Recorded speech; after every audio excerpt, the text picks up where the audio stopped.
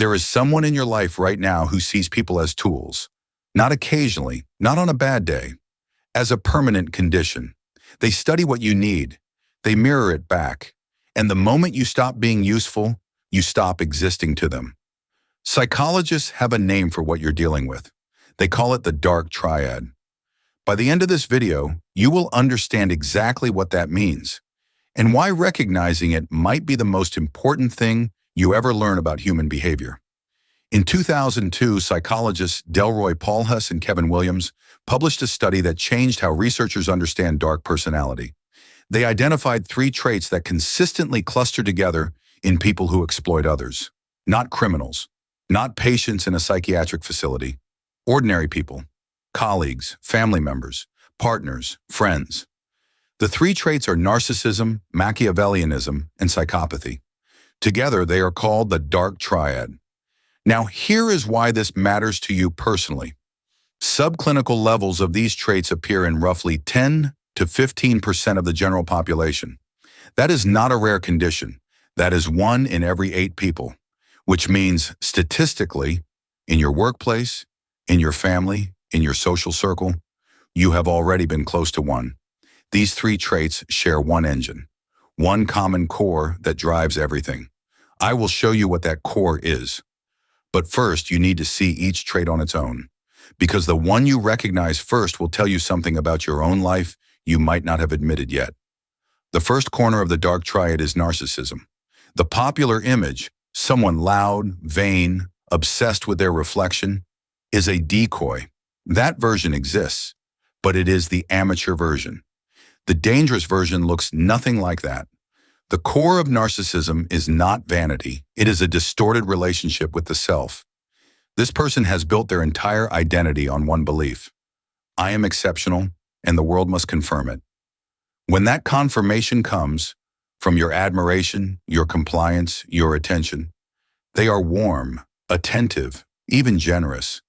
When it stops, something changes, and what changes is not subtle. Imagine this. You work with someone who lights up every room, charismatic. For weeks, they single you out, ask your opinion, include you in conversations, make you feel like the one person they truly respect. Then one day you disagree with them in a meeting. Nothing aggressive, a professional difference of opinion, and they go cold, not angry, not argumentative, cold. They stop responding to your messages.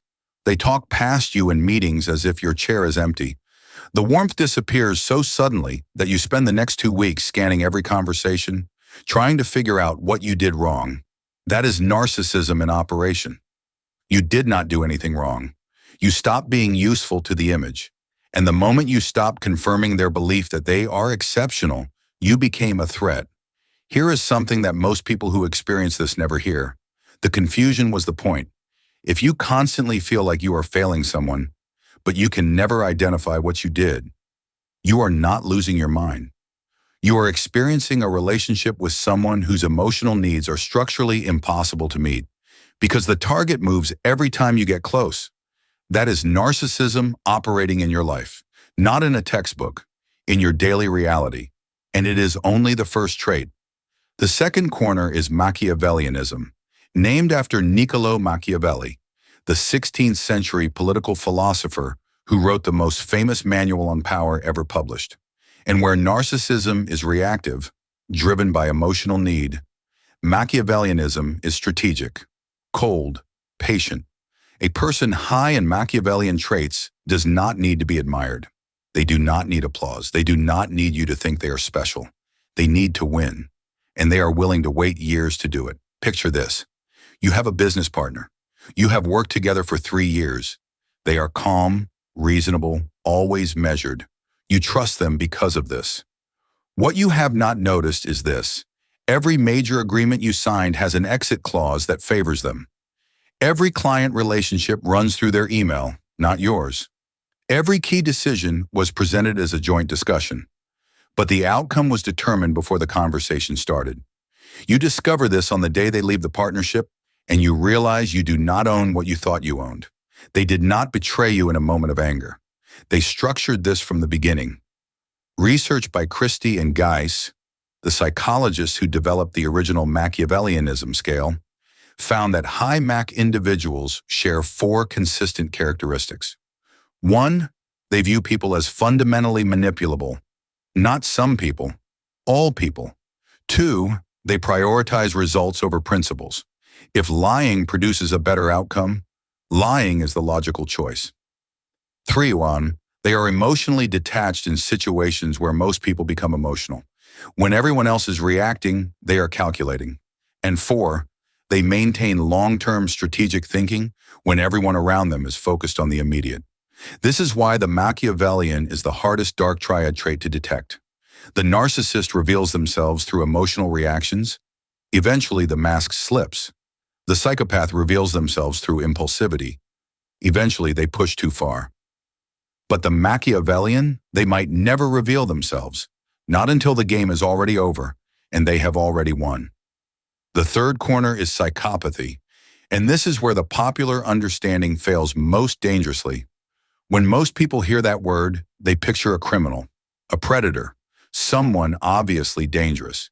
That is the extreme end of the spectrum. Subclinical psychopathy is everywhere, in boardrooms, in families, in friendships, in every context where people interact. The core of psychopathy is not violence. It is a fundamental reduction in the ability to feel what other people feel. Empathy, the mechanism that makes most human beings pause before hurting someone, operates at reduced capacity in a person high in psychopathic traits. This does not mean they cannot read emotions.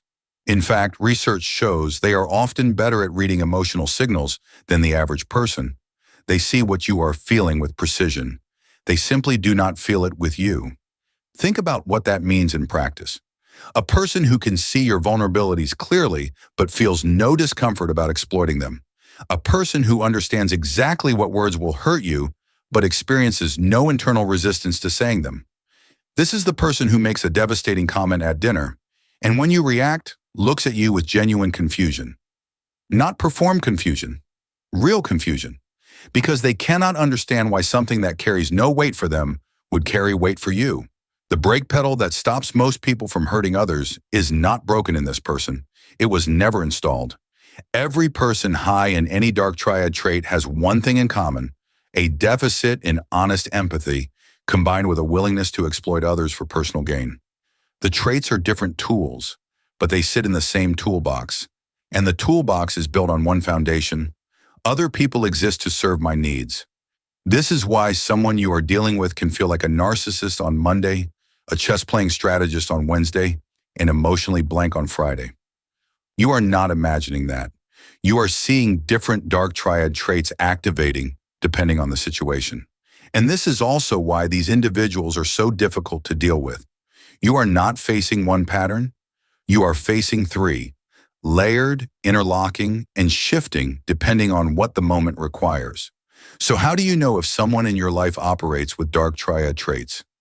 You look for 5 patterns, not single incidents, but repeated, consistent patterns across time. 1. They treat different people dramatically differently, charming and attentive with those who are useful, dismissive or cold with those who are not. The shift is not situational, it is transactional. 2. When you set a boundary or disagree, the response is disproportionate to the situation. A small disagreement triggers withdrawal, rage, a campaign of retaliation, or calculated silence. The punishment never fits the offense. 3. They collect information about you, your insecurities, your fears, your loyalties, and that information resurfaces later as leverage. What felt like intimacy was reconnaissance. 4. Their version of events is always the version that makes them look reasonable and makes you look unstable, ungrateful, or oversensitive. Every conflict is narrated to position them as the reasonable party. Every time. 5. After significant time with this person, you feel smaller. Not because they insulted you, perhaps they never did, but because the relationship systematically moved your boundaries inward. You want less. You accept more. You doubt your own perception. If you recognize 3 or more of these patterns in any single relationship, the most powerful thing the dark triad has going for it is invisibility. These patterns work because the person experiencing them does not have a name for what is happening. You now have the name. That does not fix the situation overnight, but it does something that every study on psychological resilience confirms. The moment you can name a pattern accurately, it loses its power to define your reality without your consent. You are no longer confused. You are informed. If you are recognizing these patterns in a relationship that has shaped your life, at work, in your family, in a partnership, every situation is different. If you are in a situation where setting a boundary could put you at risk, your safety comes first, before any strategy in this video. Which of the 3 traits did you recognize first? Not in theory, in your own life. Tell me in the comments. Was it at work, in your family, or in a relationship? I read everyone, and if this helped you see something you could not name before, share it with one person who needs to hear this. You will know exactly who that person is. Subscribe. Because next we go inside the most common of these 3 traits, and the version that is almost impossible to recognize until the damage is already done. Covert narcissism. It never looks dangerous.